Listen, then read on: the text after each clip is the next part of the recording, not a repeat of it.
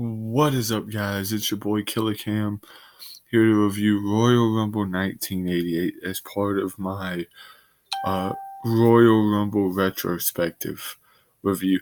As I will be taking a look back at every Royal Rumble and reviewing it for you. I might not have all of them done by the 26th when the 2021 is done, but I will be reviewing and watching all of them.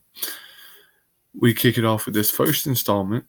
Royal Rumble 1988, January 24th, 1988, from the Copps Coliseum in Hamilton, Ontario. Cool thing about this one is it actually took place on the USA Network. It did not take place on pay-per-view.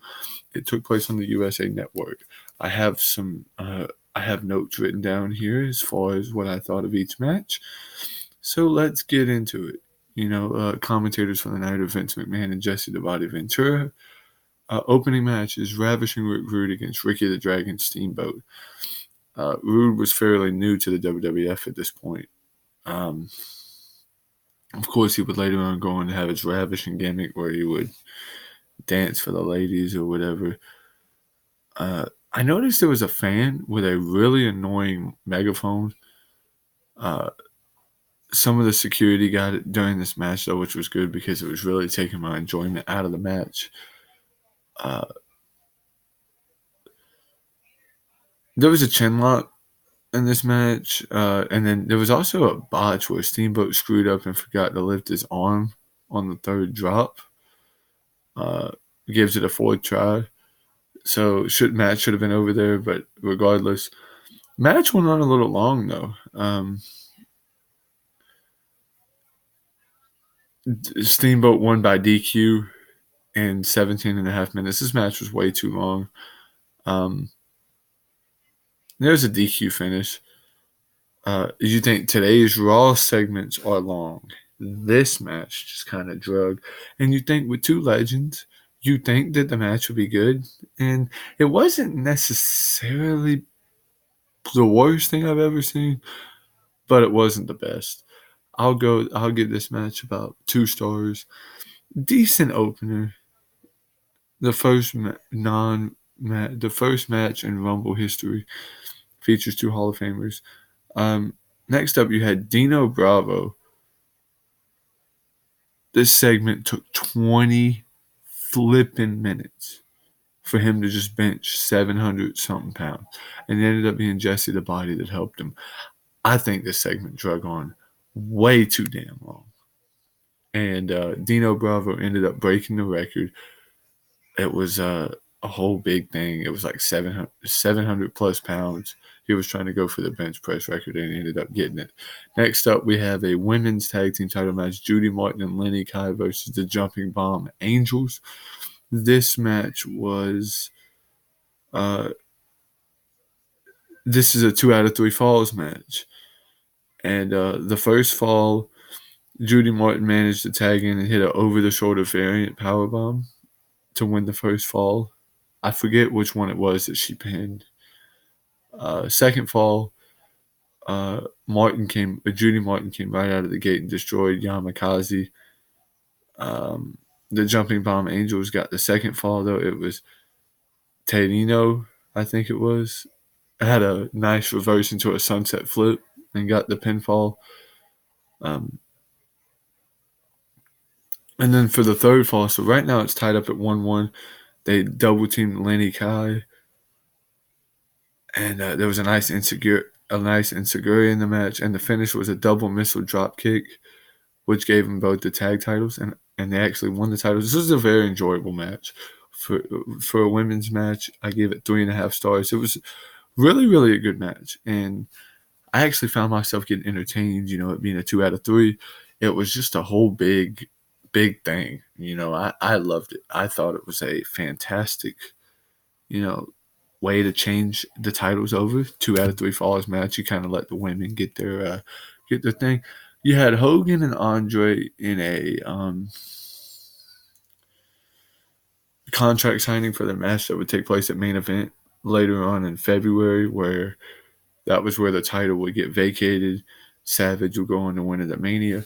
But they had a contract signing, decent It was a great build to it. Next up, you had the Royal Rumble match. Now, this Rumble only had 20 minutes opposed to 30. The only other one that did not have 30 was 2011, which had 40. God, who wants to review that god-awful mess? Anyway, Howard Finkel explains the rules.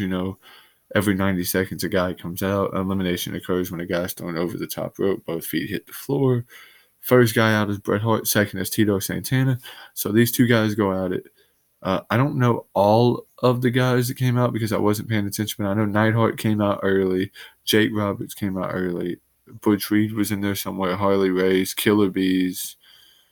You had Volkov, Don Morocco. Jim Duggan came out at 13, though. He ended up being the winner. Hacksaw Jim Duggan. Hillbilly Jim was in there. Dino Bravo. Ultimate Warrior came in at 18. One Man Gang was 19. Junkyard Dog was 20. One Man Gang had the most eliminations. I believe he had 4. Hacksaw ended up winning this match, tossing over the One Man Gang. Good first effort for the Royal Rumble match. I give it 3.5 stars.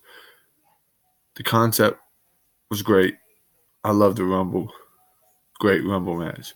Next, main event, 2 out of 3 falls match. The Islanders versus the Young Stallions. A filler match. The Islanders and the refs.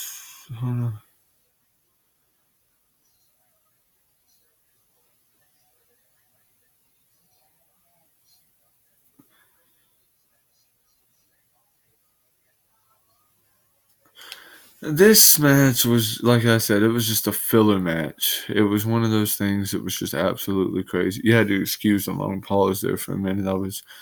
The way I had my notes worded, it kind of didn't make sense. So I kind of have to look. And also, while I'm going over my notes here real quick, make sure y'all hit that comment, hit the subscribe button, comment, like, subscribe. Okay, yeah, here we go. So the Islanders, Haku and Tama, beat the Young Stallions, Paul Roma and Jim Pierce, and this was a back-to-back 2 falls, so 2 straight they won. Decent way to end the show. 1.5. I mean, it really wasn't much. It was not the first Rumble pay-per-view. That would come in 89, but it was the first Rumble. In the next event we will be talking about, which, yes, I have the Tag Classic one that I'm watching because my internet is not working too good. We will be looking at the 89 installment of the Royal Rumble. So, yes, we will be looking at the 1989 installment of the Royal Rumble. That was a decent Rumble. Like I said, I hope you guys enjoyed the review. I'm going to have a couple of these coming up. By the time y'all see this, I wanted to say to y'all Happy New Year as well. By the time y'all see this, it should be January 1st or January 2nd. But I just want to say I appreciate all you guys do. I'm setting a subscriber goal. I want to try to get to about 5K by the end of the year. By the end of 2020, I want to be at about 5K. I think that's pretty reasonable. That gives me 365 days to kind of get content together. 5K is a pretty reasonable goal. So if you subscribe to the channel, please get my name out there. If I can get to 5K by the end of 2020, I will do a giveaway of some sort. Just let me get to 5K, and I will indeed do a giveaway of some sort. I've not figured out what it is yet, but I will keep you guys posted. Link to my link. I might put a link to my Instagram and all of that down in the description yet. I haven't decided, but I'm going to keep this going. Like I said, this video series is probably going to go past January 26th, but I will have a review of the 2020 Rumble as well. That one might be out of order, but it will be live. But I will be reviewing every single installment from 88 to 2019. Hope you guys enjoyed the video. As always, it's your boy Killer Cam, wishing you guys the best. Your boy's out. Peace.